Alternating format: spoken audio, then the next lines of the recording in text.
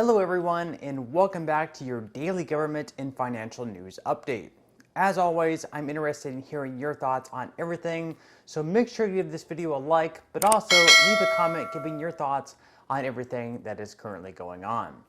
Okay, so last year it was predicted by the annual Social Security and Medicare Trustees report that the fund would be exhausted by the year 2034. This year, the report showed that it would be pushed back one more year to 2035, which really isn't that big of a difference. Regardless, that's 13 years away, so lawmakers will definitely need to take action. Now, I've always considered Social Security benefits to be a pretty huge scam, quite frankly, as you're paying in 6.2% of your employee wages every single year.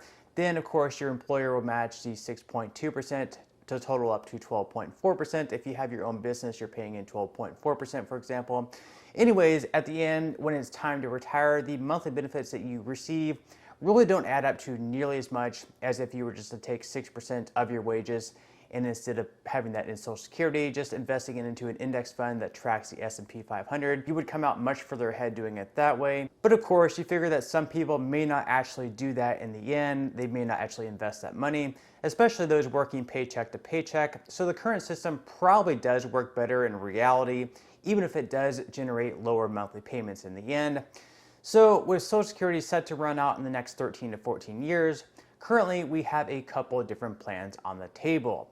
And Republicans led by Senator Lindsey Graham are challenging Chuck Schumer to put both bills on the floor because, in the end, quite frankly, Graham believes that Democrats are all talk and no action. Now, the first proposal is led by Bernie Sanders and Elizabeth Warren, and this would remove the current cap on which Social Security income is taxed. Currently, you only pay the 6.2% on Social Security tax on income up to $147,000. If you make $200,000 per year, for example, you would only be paying the 6.2% tax on the first $147,000 that you made. This bill would remove that rule and put a higher tax on those who earn more than $147,000.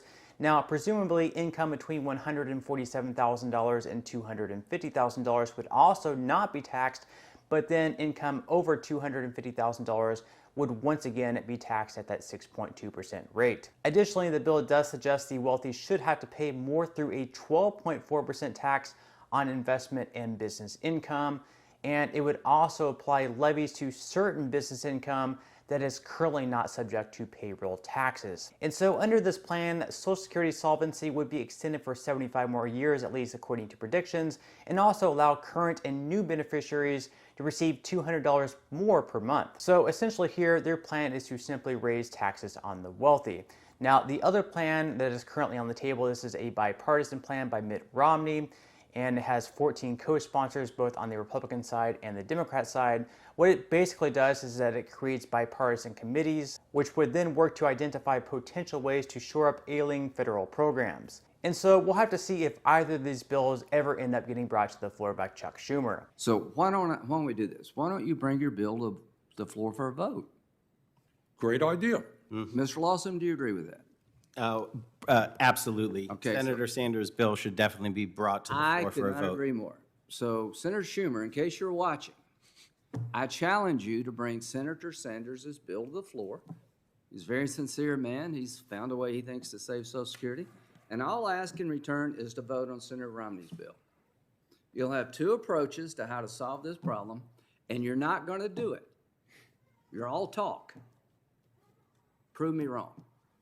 In some other news, Democrats hosted their primetime January 6th special, where I honestly don't think anyone other than those on the left really even cared to watch. Basically, it's an event Democrats want to continue to shove down the throats of the American people to distract us all from the fact that we're paying $5 per gallon at the pump, at least on the average, some places even much more than that, and of course, much prices pretty much wherever we go.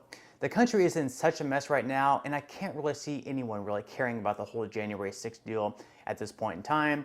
I mean, it was a terrible event, and it really just involved a handful of idiots who decided to break the law. And since then, those people have been arrested, and most of them charged, at least to my knowledge. This isn't really something that should reflect completely on all Republicans, or even Trump supporters for that matter, which is exactly what Democrats are trying to do. If you're a Republican or you support Trump, at least in the Democrats' mind, you must be the same as one of those insurrectionists. And of course, that's just all very flawed logic, as it would be the same as saying that all Democrats are the same as the people who caused millions of dollars of damages during the riots of 2020. Riots are riots, and these should all be condemned by both sides of the aisle. It should be a bipartisan thing. But really, it's time that we move on from this event.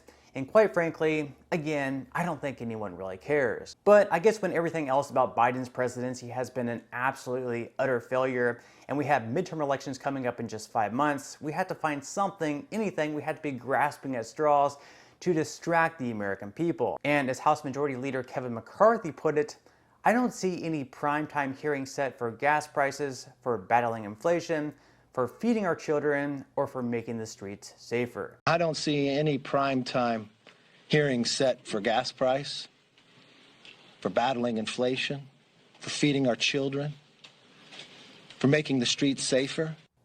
Of course, those would be the real issues this country is facing. Something, of course, President Biden has absolutely no clue on how to fix. And so it really shouldn't come at much of a surprise that Biden's approval rating just sunk to 22% among young adults and 24% among Hispanics. And these are two groups that would almost always have a much higher approval rating for Democratic candidates, strongly disapproving of how Biden is handling pretty much everything. In a recent poll released by Quinnipiac, Biden's job performance approval slipped down to 33%, but it also found that only 22% of Americans ages 18 to 34 approve of Biden's performance, which is actually the lowest rating of any age group. Additionally, just 24% of Hispanic voters and 49% of Black voters said that they approve of how Biden is doing. So quite frankly, if we should be surprised by any of this, it would be that these numbers aren't even lower than what they currently are. I mean, it's hard to look at Biden's complete body of work and then go fill up your tank for more than double the price as last year and think, wow, Biden is just doing wonderful here. How about another 4 years?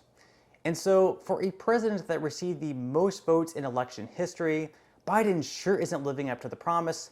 But again, that's why we're running out these January 6 specials to pit the other side as this evil group of people who don't really have the Americans' best interests. Also yesterday, House Democrats decided to push off a Supreme Court protection bill which would increase funding for protection to Supreme Court justices. This came a day after a man was charged with attempting to murder one of our current Supreme Court justices, Brett Kavanaugh.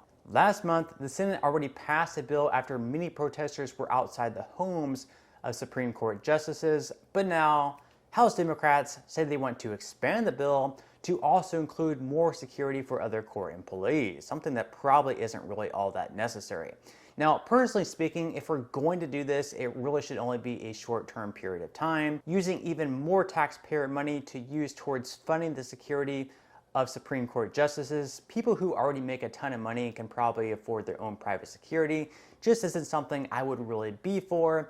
Now, in the short term at least, with whoever decided, whatever genius it was to decide to delete the Roe versus Wade decision, it might be necessary, but it definitely shouldn't be an ongoing thing, maybe just for the rest of the year or after we get past all this drama. Regardless, this is something that most Republicans do want, and Lindsey Graham said that by the Democrats passing the bill, they would be siding against the protesters and that they don't want to do anything that would be seen by the hard left at least as a rejection of their strategy. So in other words, they do not want to disincentivize people protesting outside the conservative judges' homes, as they believe that it's actually an effective strategy at getting one of them to perhaps cave and therefore not have the case overturned. But of course, as always, I would love to hear what you think on all this. So as always, leave your thoughts in the comment section below. But on that note, I am going to go ahead and wrap up this video. If you enjoyed the content in today's video and you would like to see more like it, make sure to give this video a like, subscribe to my YouTube channel, and as always, ring the notification bell. That way you will be the first to be notified when I do release a future video. And until next time, have a wonderful weekend ahead and stay informed, my friends.